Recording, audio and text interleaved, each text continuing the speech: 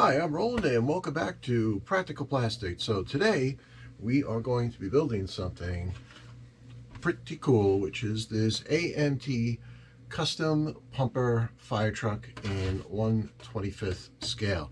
Now, it's a big kit. There are a lot of parts in here. I believe it's around 300 or so, the parts count.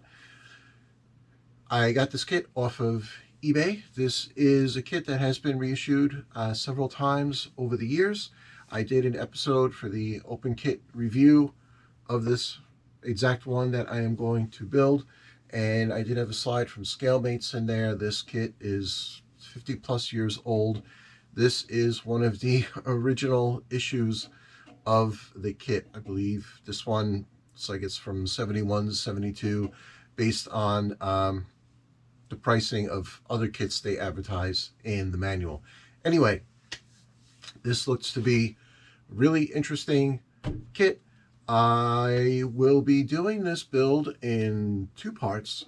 There is a lot going on in here, and I am expecting, being an older kit and 50 plus thereabouts year old tooling, and the fact that this kit has sat in its box for 50 odd years, that there will be some additional work required to make this go together well. So we'll get a good look at all of that, and then in episode 2, second part of this, I'm going to do all the painting and the final assembly. So this episode will be bulk assembly, and episode 2 will be paint and final assembly. So without further ado, we will get to it.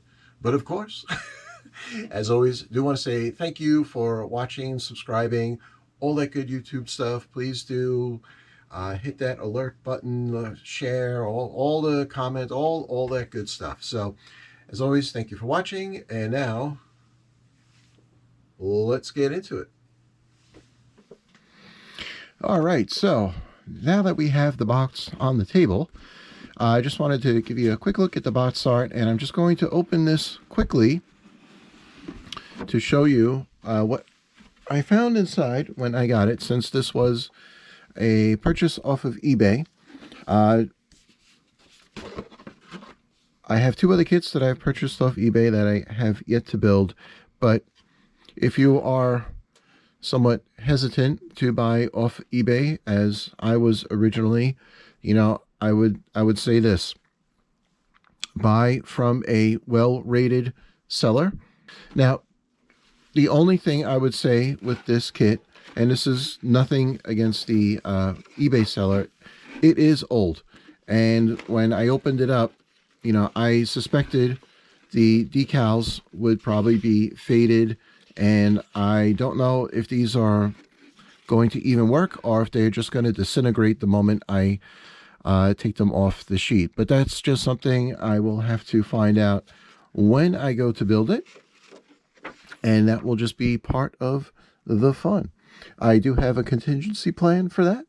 I did buy also on eBay. I found these decals.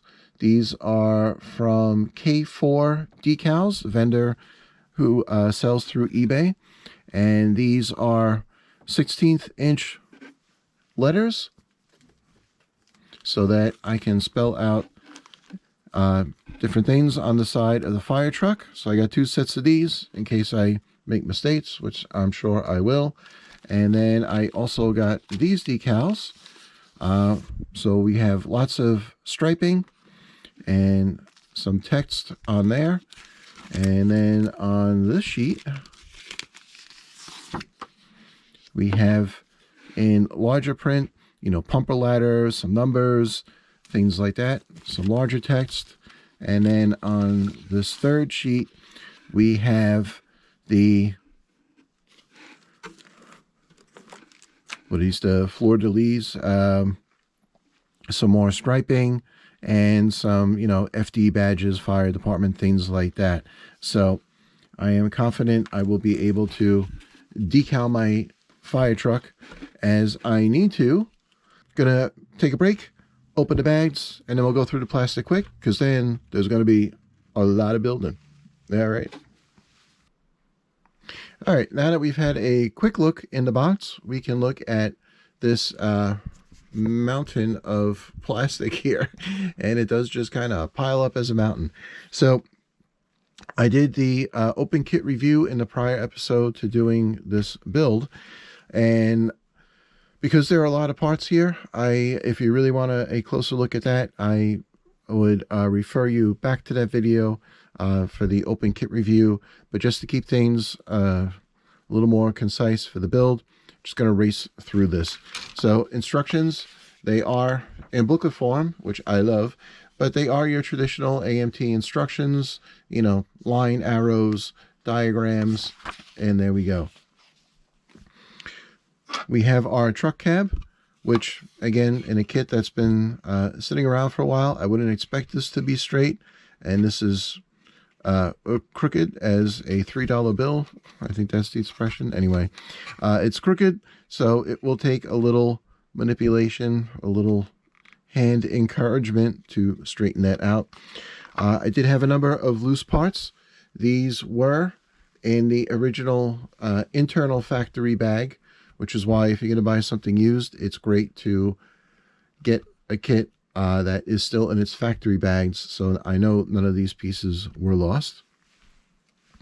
We have three, well, let's call it 2.5 sprues of chrome. The chrome is in really good shape, considering that this kit has been, you know, sitting for almost 60 years.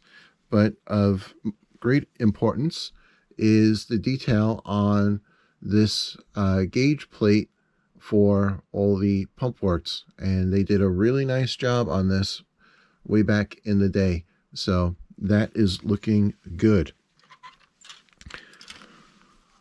Now, getting into the pile of plastic here, I'm just going to point out conceptually how this works, which is that we have a multi-piece assembly for the back of the truck, which I would actually prefer, because if these pieces are warped, it is much easier to straighten individual pieces and then reinforce that straightening through assembly. We have our ladders, as opposed to having one piece that is twisted. More body panels. You'll notice too, the sprues, if you want to call them that, are minimal, just enough to hold the parts. That is very old school, especially the way AMT did their models, MPC as well. So that is not a surprise to see that way. From the building perspective, there are no part numbers on these sprues. You'll have to identify all your parts by appearance and matching that to the instructions. But while that is not the thing I really want to see, what I do like to see is that the parts are pretty clear. And this is where the advantage of this kit being 60 odd years old comes in, and that we're seeing something that came out of a mold before a zillion copies of the kit came out of the mold. So the tooling, I would assume, was pretty fresh at this point, and so therefore the molds are still relatively crisp. We even have casting detail on the block of the engine, you know, surface texture. But as you can see from the number of parts, there is a lot going on here and a lot to build, and certainly, as I said, a lot to paint. Interior is just a tub because it's a fire truck. It's not a luxury car, so we're not going to worry about the detail there. Nice and simple. Our frame rails, so you can get a feel for the length of the truck when it's done. And as I said with the rear body, I'm actually happy this is a frame that you have to assemble, because these parts, which have a warp to them as well, more so this back one, this one has more of a warp.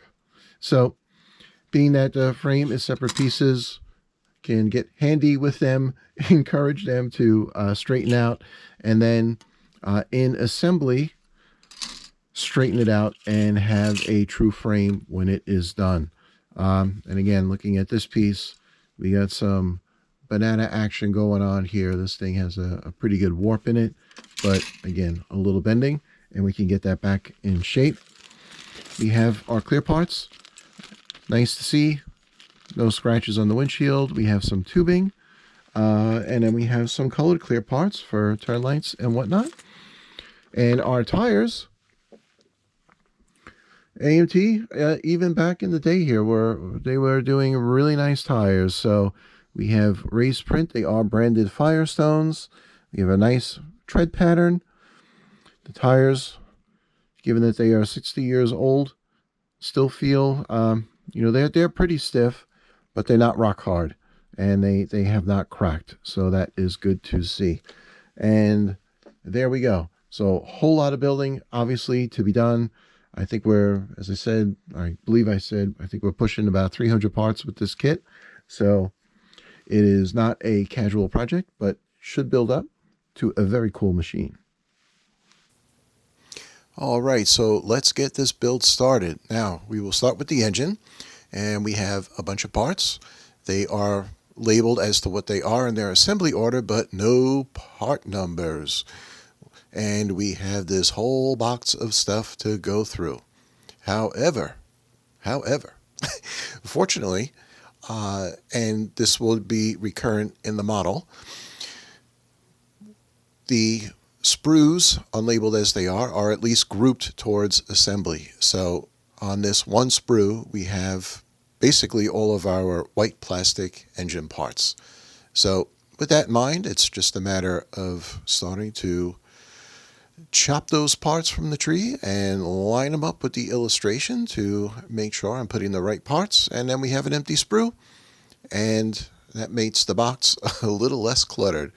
Chrome parts are a different matter. Have to search out those sprue to find out the chrome pieces for the engine, why a fire engine has anything in chrome, whatever, but that took a little more hunting. And then we start with parts cleanup, which there will be a lot of. But with that done, it's assembly time. And you can see I'm using my trusty Testors cement there. I am also, you'll notice, going fairly liberal with the glue, because these pieces, they mate pretty well, but there is some wiggle in areas, and this is all going to be painted anyway. And if my glue is a little sloppy, that's okay, because I have to go back and, as you see here, do some whittling to basically level out surfaces for parts addition, because things don't always fit true. And this is part of building kits that are from an age gone by. But my trusty Testors clear part cement, I like to use this to fill gaps, and even with the whittling and parts fitment, I did have some gaps, so filled that in, taken off a little excess, and there's my snow report for this first phase of assembly. And there will be multiple snow reports. It's a tough winter ahead. But here, gluing up the supercharger for the engine, and now it's frame time. Likewise, these parts were pretty well sourced in one area. Now, in the instructions, they do recommend gluing all the parts to one side of the frame. I disagree with that approach. I prefer to do my frame moving backwards to keep it true. Now, what I'm pointing out here, and it's hard to see on the video, there are mold steps on all of these pieces that need to be planed down. The frame is a little out of true, so you see I'm getting a little medieval with it here to straighten that out, and using my ruler here as a guide to make sure that I am as close to straight as I can get prior to assembly. It doesn't need to be perfect here because of the way I'm going to frame it. And you see another big snow report, whittling and whittling parts to get them true. Now, what I'm going to do here is start at one end, This is the front end, and now I'm going to use a block of wood, and I'm going to trace out a perpendicular line to the edge of the board. So now I know that this frame rail and that end bracket are true. Now I can draw another parallel line, and this will be my guideline for the opposite frame rail. And with these in place and clamped, they can dry, and now I will be starting off with a true reference.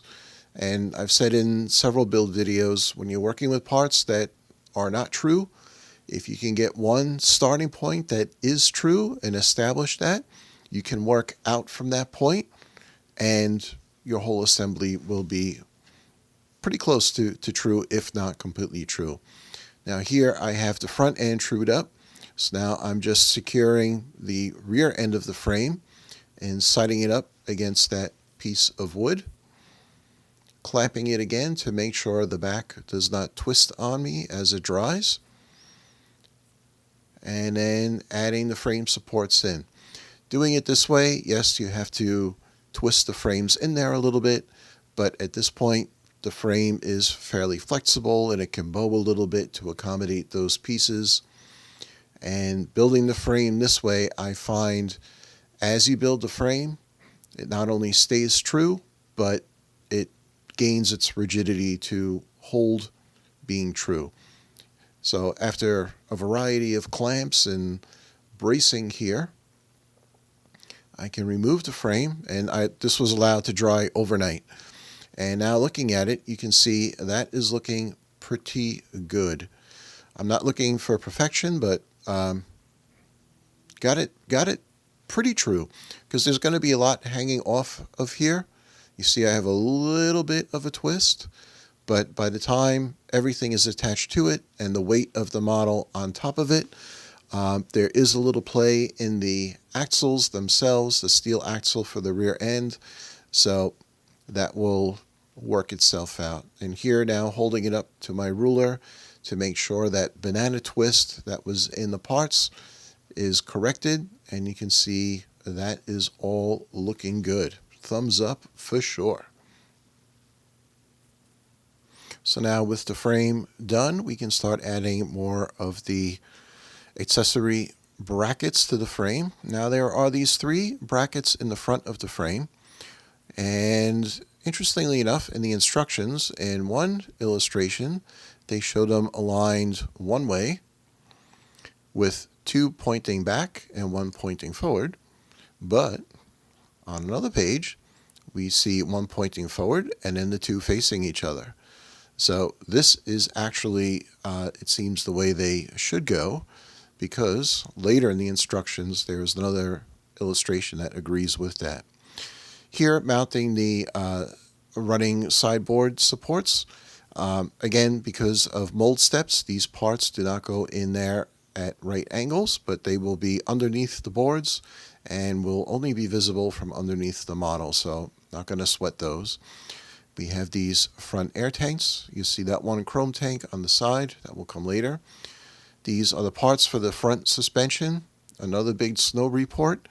Again, lots of whittling to get pieces, get their mold steps trued out so that parts are joining at right angles. But as far as locating to the frame, we have nice locators, good positive contact points. There's no doubt how to sight this up, except to make sure that you mount it true. Getting into the steering system. Here the instructions were a little vague, but playing with the pieces and making a mistake or two, I was able to figure that out. There really is only one correct way to assemble it, so once you play with it, it shows you how it's supposed to go. Tie rod is on. Now, these pins you're not supposed to glue so that the front wheels can rotate, but I am gluing them because I do not want this fire truck to roll away once it is done. Mounting the air brake cylinders to the back of the front hub, and now mounting them onto the axle There was a little slop in these, but just sighting them, they did eventually sit down flush and gave a pretty good mounting surface. Moving to the rear end, not much to talk here about snow report, but again, whittling. Here, the rear differential halves glued with a big step on the seam, so I purposely went sloppy with my glue so that I have a burr above, which I can then whittle down and still end up with a positive glue seam, but a smooth joint between the two halves. And a little sanding, and you can see that looks much better. The rear springs did take quite a bit of whittling to make true. So I have this little pile of goodies here, another snow report. So they originally mounted crooked like that, but after whittling, I got them true, and that's the way you want them. If you don't do that, your suspension, your differential for the rear axle will be skewed to one side or the other, which means when you are finished building the model, your rear wheels will stick out to one side or the other, or one will be binding to the front of the wheel well while the other is binding towards the back. Obviously, you don't want any of that. So some whittling, lots of test fitting, and we can get that on there, and it's looking pretty good at this point. Mounting the rear wheel backers. They fit right on there. No problem. The rear air brake cylinders that you see sitting there, these have a delicate attachment, but they do go on there. And now moving into some of the frame accessories, we have our fuel tank. This is the main pump housing for the pumper truck, the air cleaner box, the muffler halves for the exhaust. So a lot of little items here. Now adding some of the brackets for the pump assembly. And I'm basically building around getting ready to paint. And a big part of being ready to paint is building up the rear equipment box of the truck. So there, whittling open some holes. This plate was warped like a pretzel. I did have to get medieval with that to straighten it out, but then clamping it to the water storage box, trued it up. And now this sequence, building up the rear box, I did this all in one pass. And the reason being, and using my tester cement, all of these parts were out of true. So by building them all together and working with these handy reference locators on the parts, assembling it all together, it is truing itself out as it goes together. And I'm assembling as many pieces as I can so that I do not have to worry about assembling these after paint. Plus, having as many pieces as possible in there adds to the rigidity of the box. So as I build it and sight it up true during building, it will stay that way. At least that's the plan. Here, adding some of the underbody panels. It goes together well. Fortunately, we have these great locator slots and tabs, and it's an old kit. And despite the fact of the warp and whatnot, this was a great design for the kit because, as I said, all you have to do is build it, and as long as you're lining up all those tabs and slots, it will true itself out. So now adding another top plate in there. And this opposite side of where all the pump gauges will be. This is another side panel.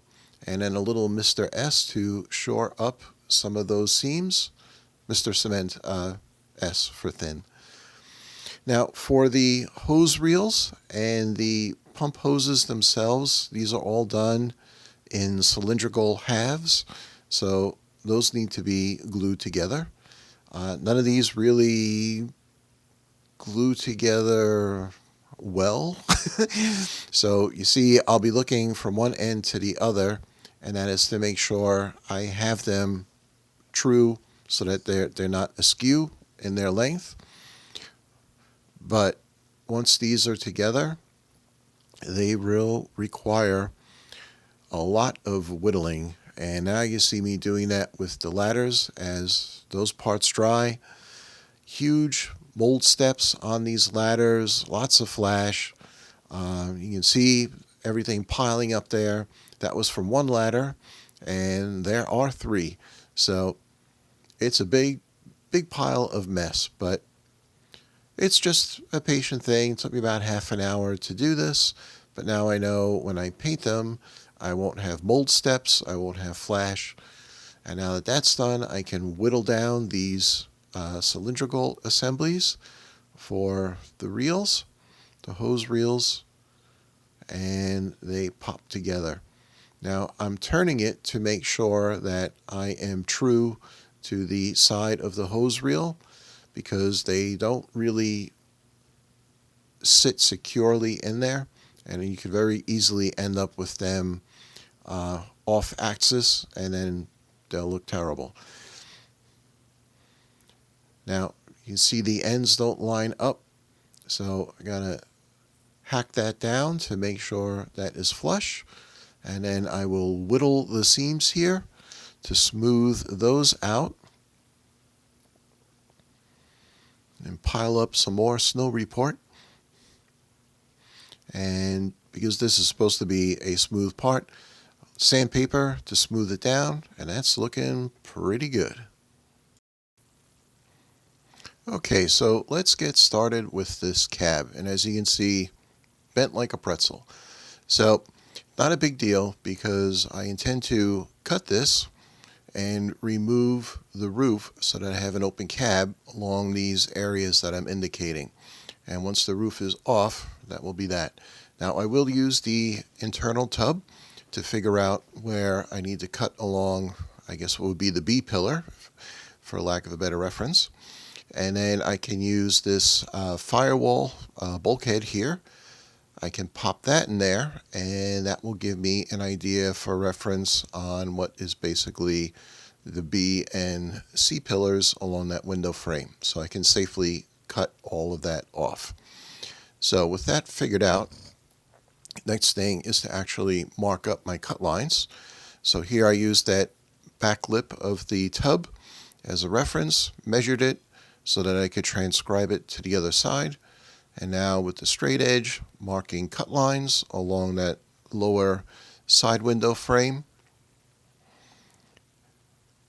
and transcribing forward onto both sides. So those are my side cuts. Now at the top of the A pillar, making two marks for my roofline cut, joining them with a piece of tape so that I know I have a straight line, and then marking it with my pen so that I can cut, and cut away. Now this is my Works rotary tool. It's basically similar to a Dremel. This is brushless, which is really nice. Have my cutting head on there, and it's just turn on from the power, rotary speed knob, and then off you go. Now if you've never cut pieces like this, you just want to go light and easy on the plastic. You want to take some breaks because you don't want the plastic to overheat and melt, and then you will have a very messy cut line. And you don't want to do what I just did there, which is press too hard, because then the blade will run away from you. So you just want to go light and almost scribing without effort, let's say, like I'm doing across the roof here, because the roof is a pretty thick piece. So you got to take that down in multiple passes and work your way through to cut it. And you see it is coming loose, and there it goes. So now that the rough cut is done, it's time to clean up that mess, which I will do a combination of whittling with my knife, smoothing out some cut lines, taking off all those burrs and basically just trying to make it look good. Checking it against the interior tub to make sure my sidelines are level. And once the rough work with the whittling is done, I go back with some fine sandpaper, smooth out all those edges, and using a wood block to make sure that I'm sanding straight and not introducing any rounding. Sanding stick to go along the window frame. Now, there were some pretty prominent mold lines on the front curve of the cab, so I want to get rid of those. So here I am just whittling them down and then sanding to smooth that out and get that looking better. So nice smooth curve now. Now I went ahead and cleaned up the rest of my white plastic parts and wound up with a mess. And there is the mess from all the prior parts. So yeah, the snow report for this kit, multiple snowstorm alert. So here, building up the dashboard face so that I can dry fit it to the tub and make sure that I have the dashboard aligned side to side. Popping that into the cab to see that everything sits well. Now I can add on the front fenders.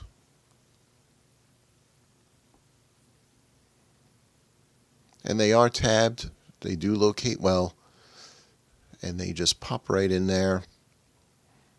Now I'm attaching this windshield, rear window frame to the firewall bulkhead. Want to make sure that it's at a right angle. And with all of that done, time for something else. These ICM fire truck crew, these two figures in 1/24 scale to add a little more detail. And they come in great plastic, multi-piece. They are beautifully molded. And you can see, well, you can guess because they're just in gray. But when these are all painted up, they should look quite nice. But I have to situate them into the model. So here, building up the torso and legs of the driver and figuring out by press fitting with the cab elements, here the driver's seat, to see if this guy is really going to sit in there well.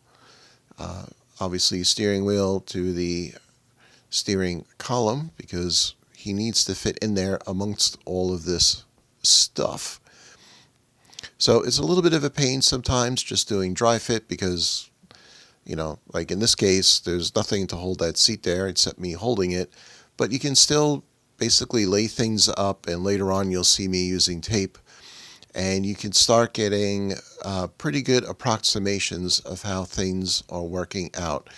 And my big thing here at this point was just to make sure that with the legs and hips in there, that the steering wheel could still clear everything, that it was not, you know, pressed up into the guy's gut, and that I could attach his torso as a starting point without having to really modify too much.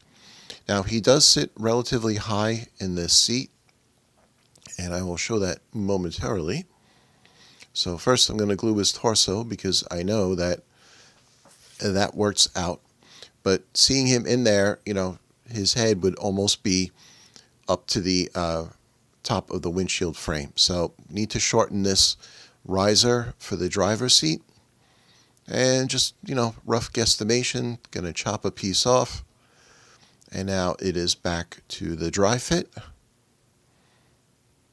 So we can push that base in there, settle him in there.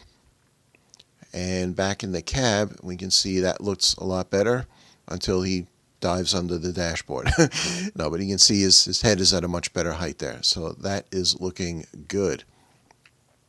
So now we can move back to the equipment box and continue building forward. So these are the side panels for the engine compartment, and using the engine lid just to lay that on there to make sure these are sighted properly. Okay, so now that that is dry, and I know it is true, I can pop off that cover and start moving into what is one of the trickier parts of this assembly.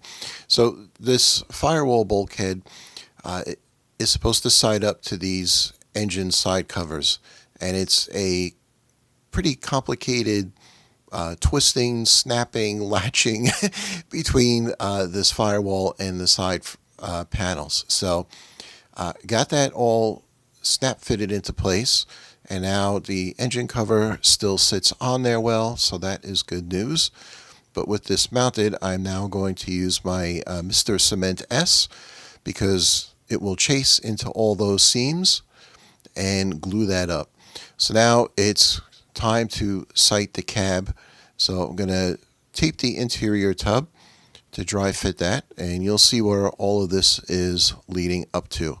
So now I have the cab secured.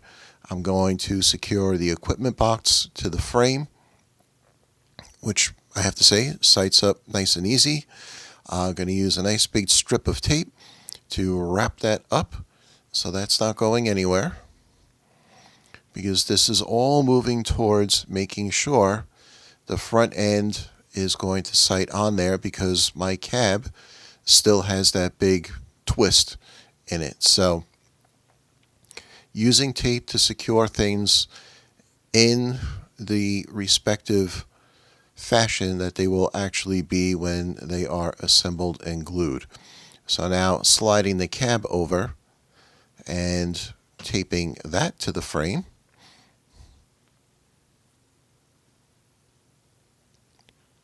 So now I can see how this is setting up to the firewall and how I need to twist it. These sideboard supports were sticking out too far. They were hitting the bottom of the front fenders. So now I can clear those, and we are looking good.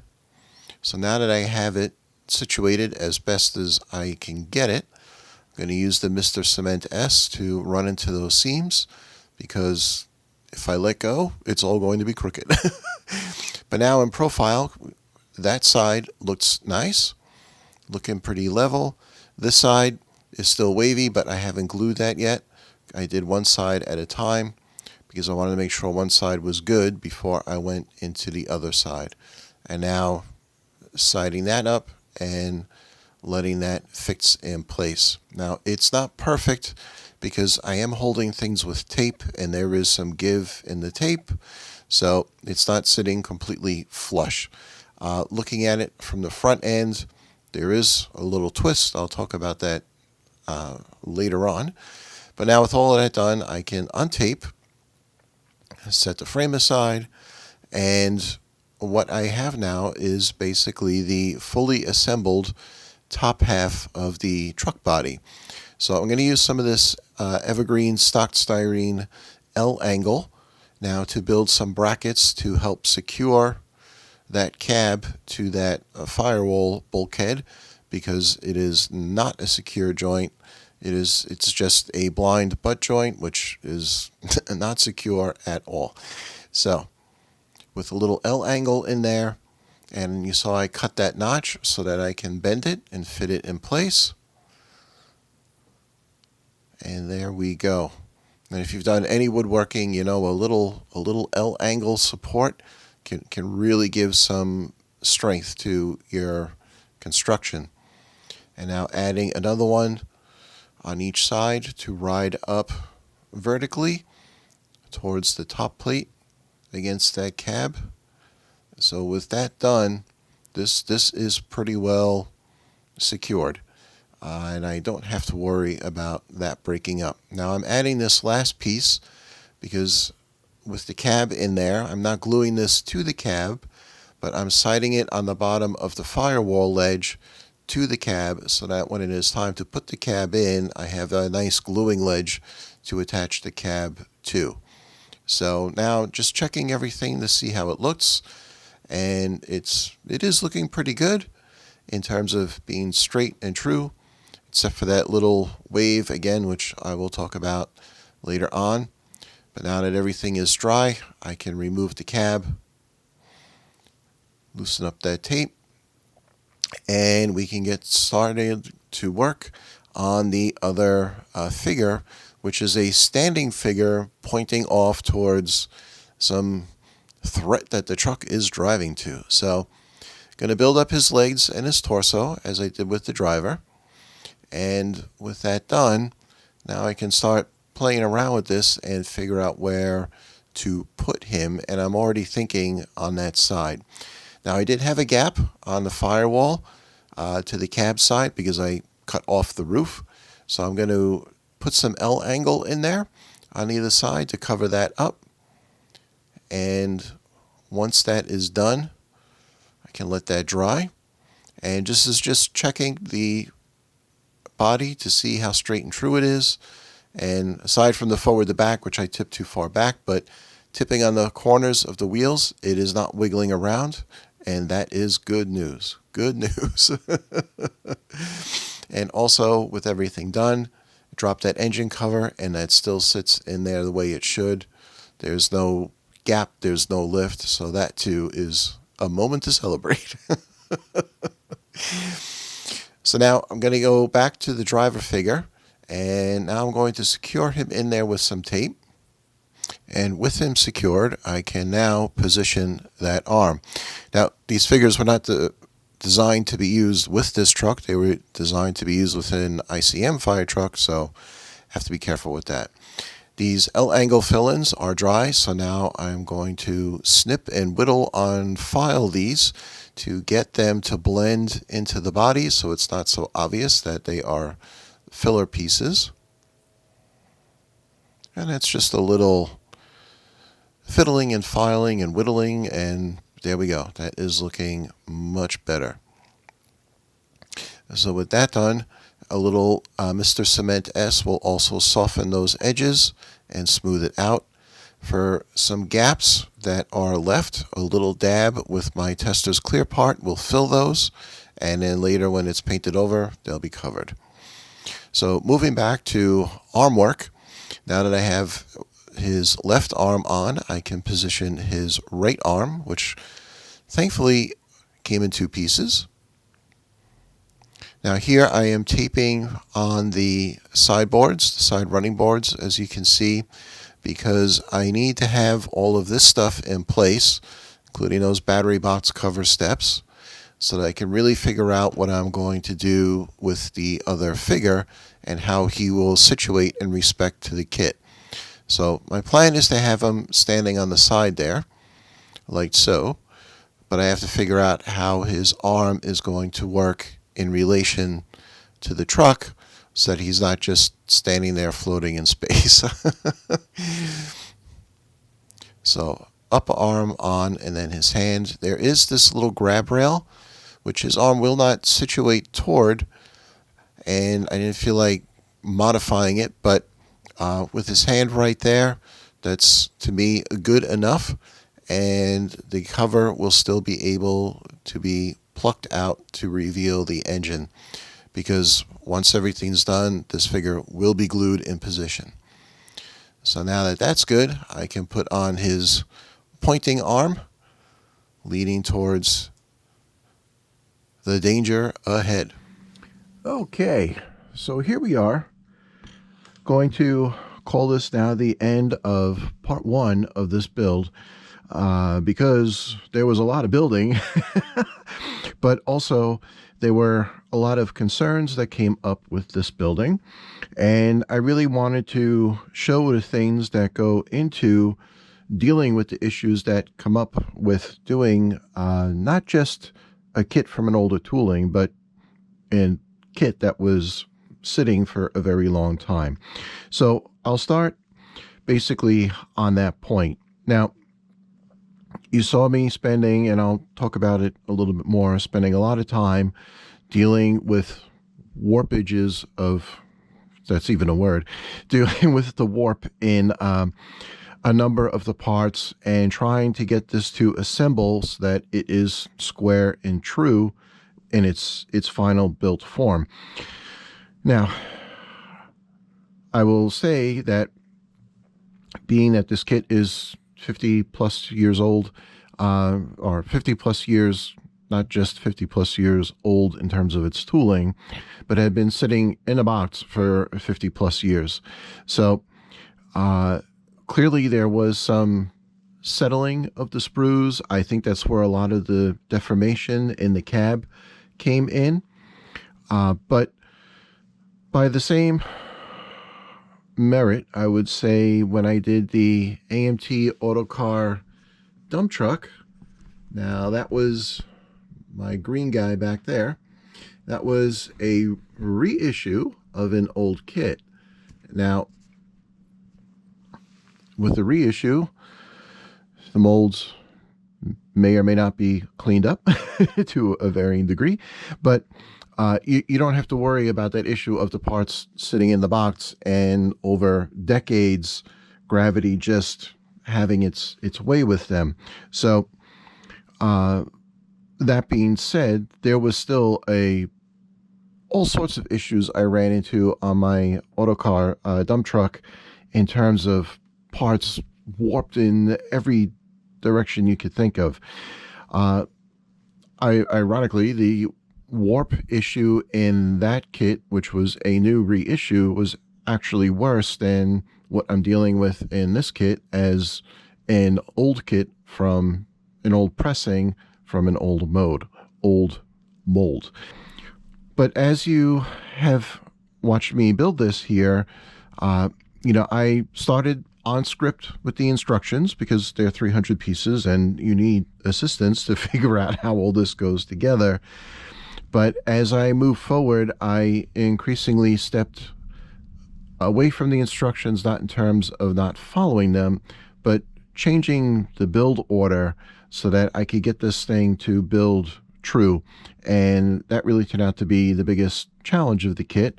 And to this point, I've actually found it to be quite rewarding that I've gotten to this point and my frame is true and my body has built true. Took a lot of finagling, like I said, to get there, but that's pretty good. Now, if you look at the body, there is this does not look true when you look at it. So if this is the horizontal plane, as you move through the length of the body, there's a twist up right at this bulkhead, let's call it, where the rear-facing seats are, and then it comes back to plane. So even though it's sitting true on its four corners, there is this little wave up on the driver's side. Don't know where exactly that came in because I was checking and you saw I was doing it. At a certain point, I realized that things were a little off. But considering that at this point, that is the only part that has not shaped up true, I'm pretty happy with that result. In terms of the effort I'm willing to expend in doing that. Is it perfect? No. Could I have made it perfect? I guess so. And certainly you could make it perfect. Now, I also, did some extras in terms of doing the roof cutout. Now, that was an intention, but turned out to have a benefit as well. As I showed, that cab had a really wicked twist in it. I tried, just manually trying to twist it, to reshape it, to see how stubborn that was. Yes, you can use hot water to put the plastic in and make it relax and twist it, but I knew I was going to be cutting that roof off anyway, or that was the goal. But certainly when I looked at the twist in that cab, I realized the thickest part of the cab molding is that hood, that roof section. So in cutting that off, a lot of the resistance of the cab mold in the roof is now gone. And it is, without that roof on there, this is pretty flimsy. It certainly needs the structural support of the bulkhead and whatnot going in there. So that helped me, even though it's still somewhere along the way here, I did lose a little bit of the level. As I said, I do have that little wave in there, but in using the driver figures, which is something I had not originally planned, when I started this, I was looking around to see if I could get some 1/24th scale figures. In comments on when I was doing the London bus, the subject of figures came up. There are not many options in 1/24 scale for figures. Of course, on 1/35 scale, you have many, many options. You can go by time period, especially with the military stuff, by nationality, World War I, World War II, on and on and on. And there's a whole bunch of civilian stuff as well. 24 scale, you are very limited in your options. So I was happy to see that I was able to get from ICM these firefighters. Now, they are supposed to go with this very old, and it is a 1910s fire truck crew.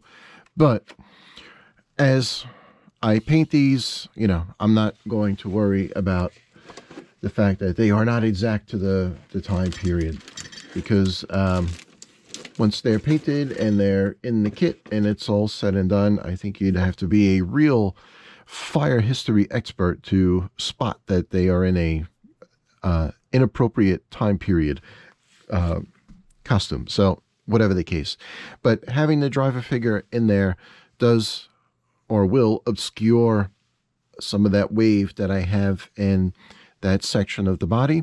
And, just as well, a little misdirection. I've said before, sometimes you can do a little detail here and it'll just detract or distract from the lack of detail over here. So a little visual misdirection.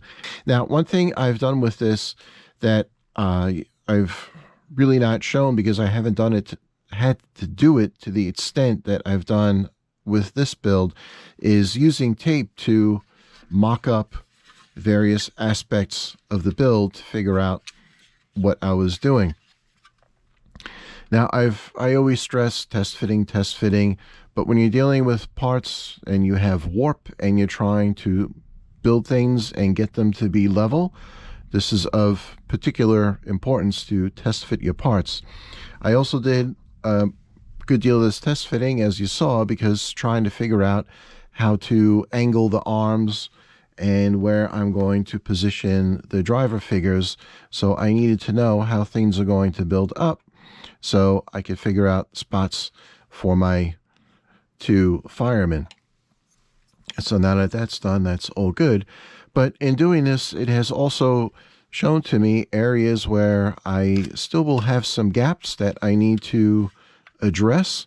And I will be doing that with some more of my trusty L angle stock styrene from Evergreen. It's of the stock styrene I have square stock, this angle stock, tubes. This stuff is great because not only do you provide yourself building ledges when you have gaps, as you see here, this piece should actually go forward.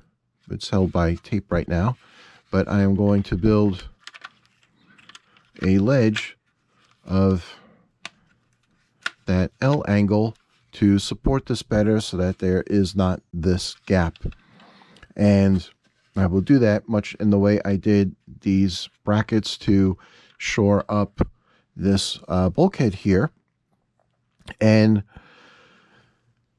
that is taking an assembly that is basically just a blank butt joint, which is not a strong joint, that can bend and fall apart in a heartbeat.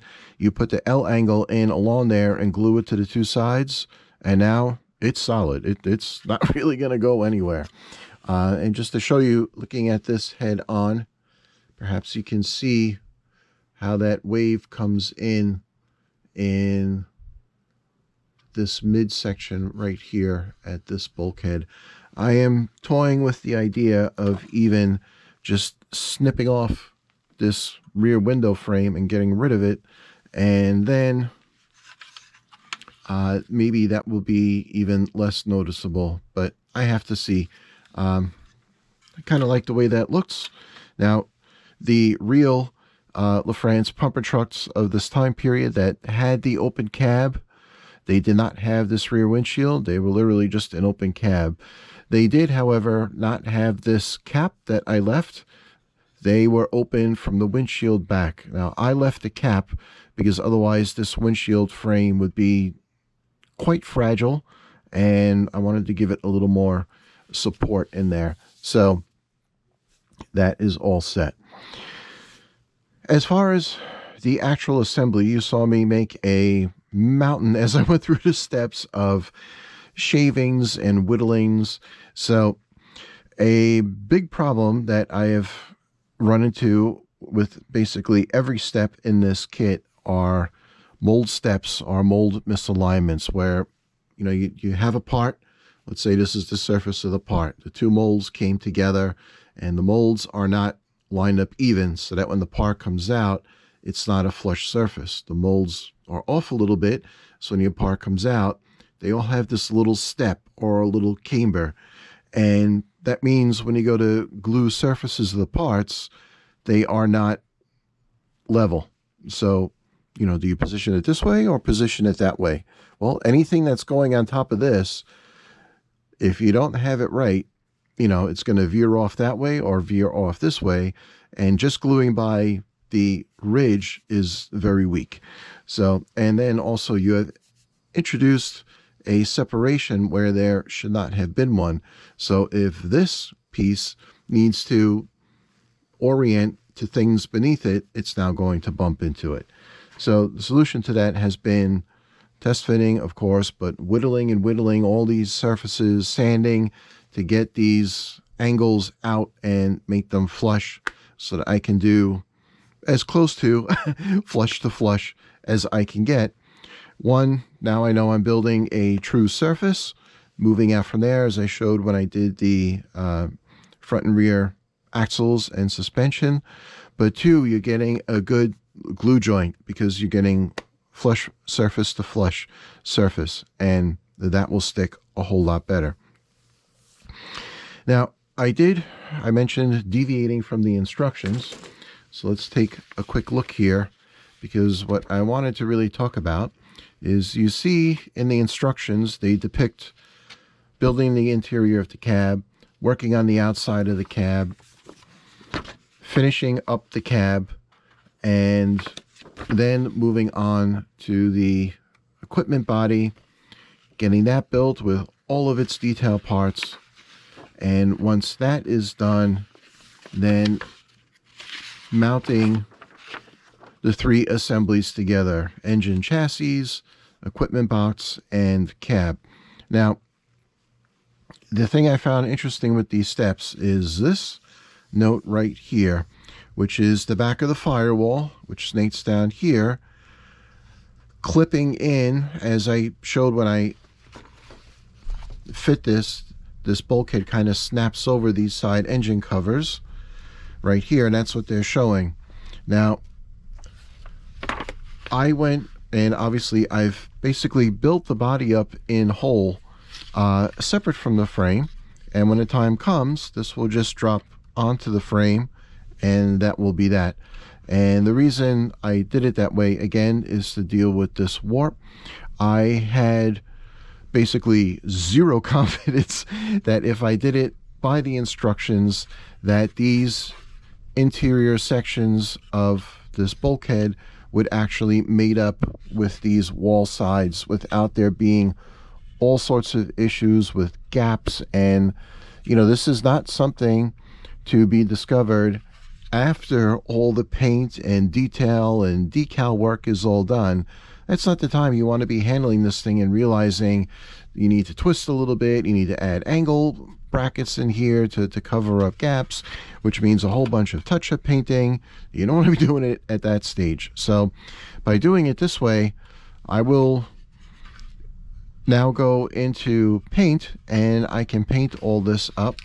And just to show you, that the sideboards are taped on, these battery box covers are taped on, and the interior tub is taped in there. So now as I go to paint, And I really tried to, look at this in terms of how much assembly can I do before going to paint, where would be a good, break off in those two processes, but also looking at it in terms of, I don't want to create a headache for myself when I go to paint. So since it's a fire truck, it's all going to be red, and that's just fine. That makes my life easy. And with the interior tub out, this is going to be black, and of course with some detail painting. And the way this will build up, when it's time to do final assembly, I will detail paint the dashboard. I will do the overall paint and detail paint in the tub, and then with the driver painted, the driver can go in. Then I can do the steering wheel, so he will mount in there like so, and then the dashboard will go, hopefully the dashboard will go in. And with this all sided up, then the whole thing will be done, painted everything, and it will mount up into the done and painted body. And then the body can drop onto the frame, which at that point will have had all of its painting and assemblies added in. The engine will be finished up. So there is a lot of planning here, more so than I normally would expect, even given the age of the kit. Also, I just have this loose collection of parts here, that there was a lot of cleanup on the parts, and at one point I just figured I just want to go through the rest of the white plastic and get it cleaned up, because it was getting a little annoying. Every time I went to work with some parts, I had this mess and I had to clean it up. Now, in terms of flash and parts cleanup, going back to the point of this kit was from 50-plus-year-old tooling. The kit itself was pressed, 50-plus years ago. So you have to take into consideration what you're working with. If this was a reissue of the kit and I still had to deal with all that, I would be a little more critical of it. And certainly when I did the Autocar dump truck, I was more critical because that was a new issue of the kit. I don't know what attention went into the molds to clean them up, but not to be mean, but there could have been, or definitely needed to be, some more attention to those molds to clean them up better so that those parts came out without so many mold steps. With the dump truck and also with this, flash is not so much the issue. It's those mold steps, and they are problematic. And you saw like these exhaust pieces, anything with a rounded surface needs to be whittled and sanded down to get rid of those lines. If you build a kit and, sometimes there's a little mold step, whatever, you leave it, what's the big deal? It probably won't be noticed. But when you have mold steps on basically every single piece you're dealing with, it really starts to stick out like a sore thumb. So, which brings up another question, because now that I am done with the white plastic, of course, we still have this very generous amount of chrome to deal with. Now, I said in the beginning, looking at the parts, that the chrome is in good shape, and it is. And I don't have any specific issue with the chrome at this point in terms of working on the kit. I am just a little concerned that when I go to start assembling things with those chrome pieces, that if they have all these mold steps as well, it's a problem on chrome, because you whittle it, the chrome is gone, and now you need to, paint it silver or rechrome it, whatever the case your choice may be. But, you're creating a whole other project that needs to be addressed. So hopefully that won't be such an issue. I thought in building this that I could wrap this up in one video. I was thinking more and more as I was going through it, oh, because the sideboard's on, that's ambitious.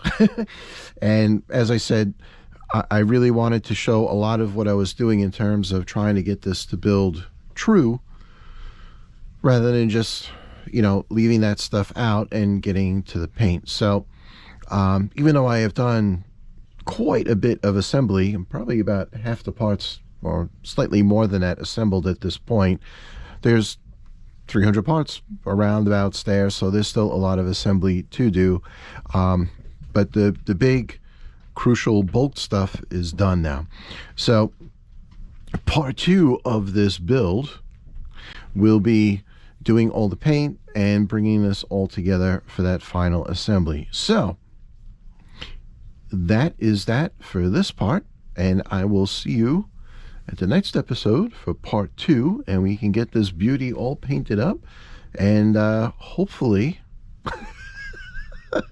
I can bring this thing together into a nice looking machine. So to be determined. All right, in the meantime, as always, thank you for watching and enjoy your hobby.